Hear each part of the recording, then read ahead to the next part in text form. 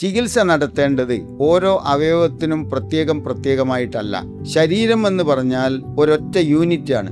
ഒരു ദൈവം, ഒരു ശരീരം, ഒരു രോഗം, ഒരു ചികിത്സ, അങ്ങനെയാണ്. അങ്ങനെ വരുമ്പോൾ കണ്ണിലൊരു രോഗം വരുമ്പോൾ അതിനൊരു മരുന്ന്, നെഞ്ചുവേദന വരുമ്പോൾ അവിടെ ഒരു മരുന്ന്, ചൊറിക്ക് മറ്റൊരു മരുന്ന്. ഇതിലർത്ഥമില്ല. ആന്തരികമായി ശുദ്ധീകരിക്കപ്പെടാത്തിടത്തോളം കാലം, ആന്തരിക അവയവങ്ങൾക്ക് റെസ്റ്റ് കൊടുക്കാത്തിടത്തോളം കാലം, നല്ല യഥാർത്ഥ ഭക്ഷണം അകത്ത് കൊടുക്കാത്തിടത്തോളം കാലം ഈ രോഗങ്ങളൊന്നും വിട്ടുനിൽക്കുകയില്ല. താൽക്കാലികമായ ആശ്വാസം കിട്ടുമായിരിക്കും, അതിൽ ഫലമില്ലല്ലോ. ഇന്ന് നമ്മുടെ സമൂഹത്തിൽ മരുന്ന് കഴിക്കാത്ത ആളുകൾ വളരെ കുറവാണ്. എന്തുകൊണ്ട്?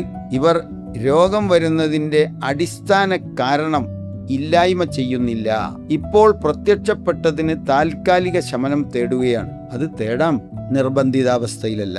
പക്ഷെ ഒരു മനുഷ്യൻ എപ്പോഴും ആഗ്രഹിക്കേണ്ടത് രോഗങ്ങളുടെ പീഡനങ്ങൾ ഇല്ലാതെ ജീവിക്കാൻ എന്ത് ചെയ്യണമെന്ന് കണ്ടെത്തുകയാണ് വേണ്ടത്. അപ്പോൾ അയാൾക്ക് സുഖകരമായൊരു ജീവിതം സാധ്യമാകും. ആ ജീവിതമാണ് പ്രകൃതി ജീവന ശാസ്ത്രം മനുഷ്യ സമൂഹത്തിൻ്റെ മുമ്പിൽ സമർപ്പിക്കുന്നത്.